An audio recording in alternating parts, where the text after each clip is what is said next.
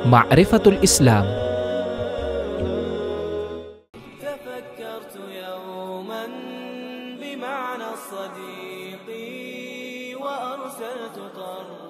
Arisan dalam pandangan Islam. Sahabat Ma'rifatul Islam yang semoga dimuliakan oleh Allah Azza wa Jalla, hampir seluruh penduduk di pelosok tanah air mengenal yang namanya arisan. Arisan yang berkembang di masyarakat bermacam-macam bentuknya. Ada arisan motor, arisan haji, arisan gula, arisan semen, dan lain-lain. Ternyata fenomena ini tidak hanya terjadi di negeri ini. Di negara Arab juga telah dikenal sejak abad ke-9 Hijriyah yang dilakukan oleh para wanita Arab dengan istilah Jum'iyah Al-Muwazzafin atau Al-Qardu At-Ta'awuni. Hingga kini fenomena ini masih berkembang dengan pesat. Bila demikian sudah mendunia, tentunya tidak lepas dari perhatian dan penjelasan hukum syar'i bentuk muamalah seperti ini oleh para ulama. Apalagi permasalahan ini termasuk kontemporer dan belum ada sebelumnya di masa para salaful ummah terdahulu. Fenomena ini demikian marak dilakukan kaum muslimin karena adanya kemudahan dan banyak membantu mereka. Serta bagaimana sebenarnya hukum arisan dalam Islam. Hakikat arisan. Kata arisan adalah istilah yang berlaku di Indonesia. Dalam Kamus Bahasa Indonesia, disebutkan bahwa arisan adalah pengumpulan uang atau barang yang bernilai sama oleh beberapa orang, lalu diundi di antara mereka. Undian tersebut dilaksanakan secara berkala sampai semua anggota memperolehnya. Ini sama dengan pengertian yang disampaikan ulama dunia dengan istilah Jum'iyah Al-Muwazzafin atau Al-Qardu Ta'awuni. Jum'iyah Al-Muwazzafin dijelaskan para ulama sebagai bersepakatnya sejumlah orang dengan ketentuan setiap orang membayar sejumlah uang yang sama dengan yang dibayarkan oleh yang lainnya. Kesepakatan ini dilakukan pada akhir setiap bulan atau akhir semester atau sejenisnya. Kemudian semua uang yang terkumpul dari anggota diserahkan kepada salah seorang anggota pada bulan kedua atau setelah 6 bulan sesuai dengan kesepakatan mereka. Demikianlah seterusnya sehingga setiap orang dari mereka menerima jumlah uang yang sama seperti yang diterima orang sebelumnya. Terkadang arisan ini berlangsung 1 putaran atau 2 putaran atau lebih tergantung pada keinginan anggota. Hakikat arisan ini adalah setiap orang dari anggotanya meminjamkan uang kepada anggota yang menerimanya dan meminjam dari orang yang sudah menerimanya, kecuali orang yang pertama mendapatkan arisan, maka ia menjadi orang yang berhutang terus setelah mendapatkan arisan. Juga orang yang terakhir mendapatkan arisan, maka ia selalu menjadi pemberi hutang kepada anggota. Berdasarkan hal ini, apabila salah seorang anggota ingin keluar dari arisan pada putaran pertama, diperbolehkan selama belum pernah berhutang atau belum menarik arisannya.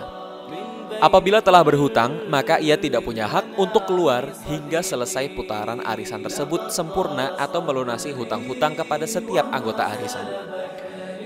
Sahabat Ma'rifatul Islam, berdasarkan definisi di atas, para ulama memberikan 3 bentuk arisan yang umum beredar di dunia, yaitu: pertama, sejumlah orang bersepakat untuk masing-masing mereka membayarkan sejumlah uang yang sama yang dibayarkan pada setiap akhir bulan atau akhir semester dan semisalnya. Kemudian semua uang yang terkumpul dari anggota diserahkan dalam bulan pertama untuk salah seorang dari mereka dan pada bulan berikutnya untuk yang lain dan seterusnya sesuai kesepakatan mereka. Demikian seterusnya hingga setiap orang menerima jumlah uang yang sama dengan yang diterima oleh anggota sebelumnya. Arisan ini bisa berlanjut dalam 2 putaran atau lebih tergantung kesepakatan dan keridhaan peserta. Dalam bentuk ini tidak ada syarat harus menyempurnakan 1 putaran. Kedua, bentuk ini merupakan bentuk yang pertama. Namun ada tambahan syarat semua peserta tidak boleh berhenti hingga sempurna 1 putaran. Ketiga, bentuk ini mirip dengan bentuk kedua. Hanya saja ada tambahan syarat harus menyambung dengan putaran berikutnya. Hukum arisan secara umum. Ada 2 pendapat para ulama dalam menghukumi arisan dalam bentuk yang dijelaskan dalam hakikat arisan di atas, tanpa ada syarat harus menyempurnakan 1 putaran penuh. Pendapat pertama mengharamkannya. Inilah pendapat Syekh Profesor Dr. Saleh bin Abdullah Al-Fauzan, Syekh Abdul Aziz bin Abdullah Al-Syekh, yaitu Mufti Saudi Arabia sekarang, dan Syekh Abdurrahman Al-Barrak. Argumentasi mereka adalah: 1. Setiap peserta dalam arisan ini hanya menyerahkan uangnya dalam akad hutang bersyarat, yaitu menghutangkan dengan syarat diberi hutang juga pada peserta lainnya. Ini adalah hutang yang membawa keuntungan. Padahal para ulama sepakat semua hutang yang memberikan kemanfaatan maka itu adalah haram dan riba. Seperti dinukilkan oleh Ibnu Al-Munzir dalam kitab Al-Ijma' halaman ke-120 dan Ibnu Qudamah dalam Al-Mughni. 2. Hutang yang disyariatkan adalah menghutangkan dengan tujuan mengharap wajah Allah dan membantu meringankan orang yang berhutang. Oleh karena itu dilarang orang yang menghutangkan menjadikan hutang sebagai sarana mengambil keuntungan dari orang yang berhutang. 3. Dalam arisan ada persyaratan akad transaksi di atas transaksi. Jadi seperti dua jual beli dalam satu transaksi atau bai'atain fi bai'ah yang dilarang oleh Rasulullah Shallallahu Alaihi Wasallam dalam hadis Abu Hurairah radhiyallahu anhu yang berbunyi, Nabi Shallallahu Alaihi Wasallam melarang dua jual beli dalam satu jual beli. Sahabat Ma'rifatul Islam itu adalah pendapat sekelompok ulama yang pertama. Sedangkan kelompok yang lain berpendapat bahwa arisan itu boleh. Inilah fatwa dari Al-Hafidh Abu Zur'ah Ar-Raqi, fatwa mayoritas anggota Dewan Majelis Ulama Besar, Hay'ah Kibar Al-Ulama Saudi Arabia, dan di antara mereka adalah Syekh Abdul Aziz bin Baz, Mufti Saudi Arabia terdahulu, dan Syekh Muhammad bin Saleh Al-Utsaimin, serta Syekh Abdullah bin Abdurrahman Jibrin. Dan argumentasi mereka adalah 1. Bentuk seperti ini termasuk yang diperbolehkan oleh syariat.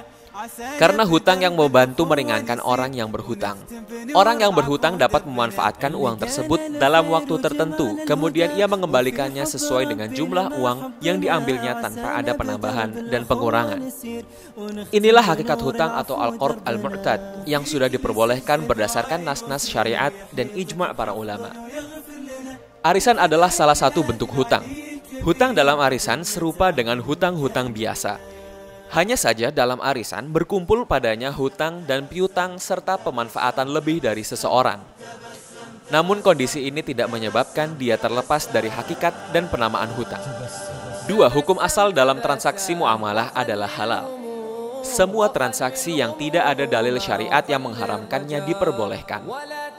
Anggap saja arisan ini tidak termasuk jenis hutang. Maka ia tetap pada hukum asalnya, yaitu diperbolehkan selama tidak ada dalil sahih yang melarangnya.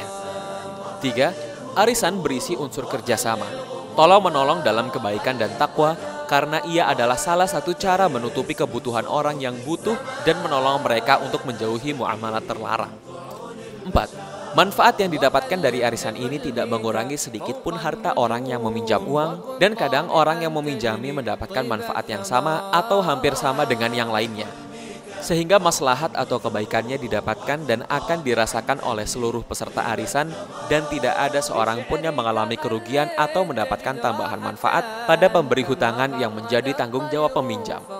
Syariat yang suci ini tidak akan mengharamkan kemaslahatan yang tidak berisi kemudorotan.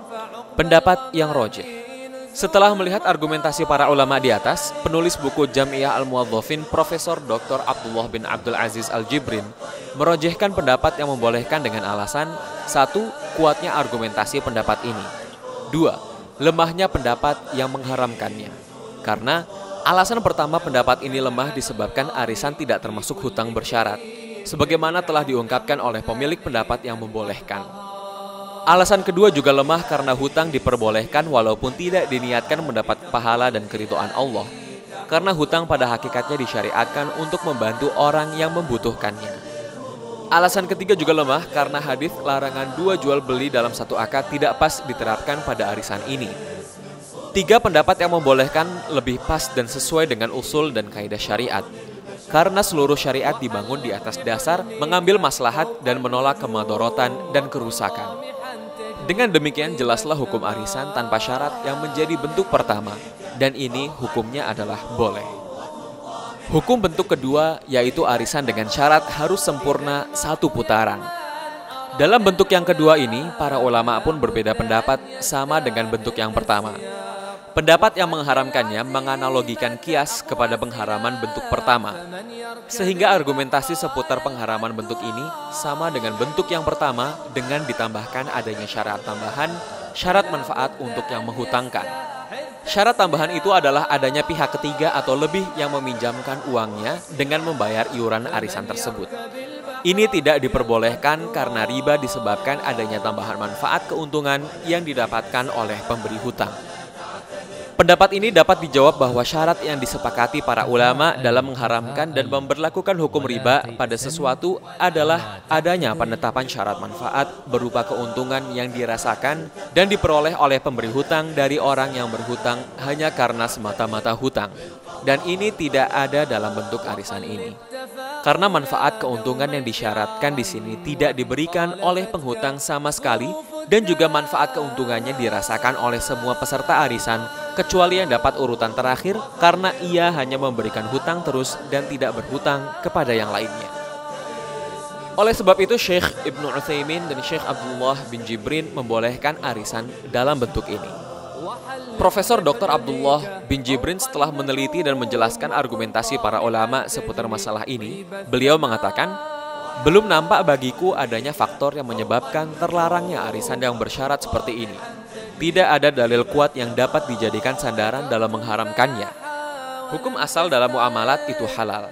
Arisan ini memiliki manfaat untuk semua pesertanya tanpa menimbulkan madorot pada salah satu dari mereka. Dengan demikian bentuk kedua ini pun diperbolehkan secara syariat. Bentuk arisan ketiga, bersyarat seluruh peserta harus menyempurnakan lebih dari sekali putaran. Sahabat Warifatul Islam, hakikat model arisan seperti ini adalah arisan dengan syarat pemberi hutang memberikan syarat kepada orang yang akan berhutang kepada mereka untuk menghutangkan kepadanya di putaran kedua dan seterusnya. Hukum masalah ini pun berkisar pada masalah bolehkah orang yang menghutangkan sesuatu menetapkan syarat pada yang berhutang untuk memberinya hutangan di waktu yang akan datang, dan apakah syarat tersebut memberikan tambahan manfaat keuntungan pada pemberi hutang pertama? Yang rojih dalam bentuk ini adalah haram, karena ada padanya syarat tambahan manfaat keuntungan untuk yang menghutangkan hanya karena hutang yang pertama tadi. Demikianlah sahabat Ma'rifatul Islam, hukum arisan yang belum mengalami perubahan dan tambahan-tambahan. Sedangkan arisan-arisan yang berkembang dewasa ini masih harus diteliti kembali kehalalannya dengan melihat sistem yang dibuat dalam arisan tersebut. Apabila sesuai dengan yang telah dijelaskan hakikatnya, maka hukumnya adalah yang sudah dijelaskan tadi. Apabila tidak sesuai, maka harus diteliti dan dihukumi sesuai dengan sistem yang diperlakukan dalam bentuk arisan tersebut. Wallahu ta'ala a'lam bishawab.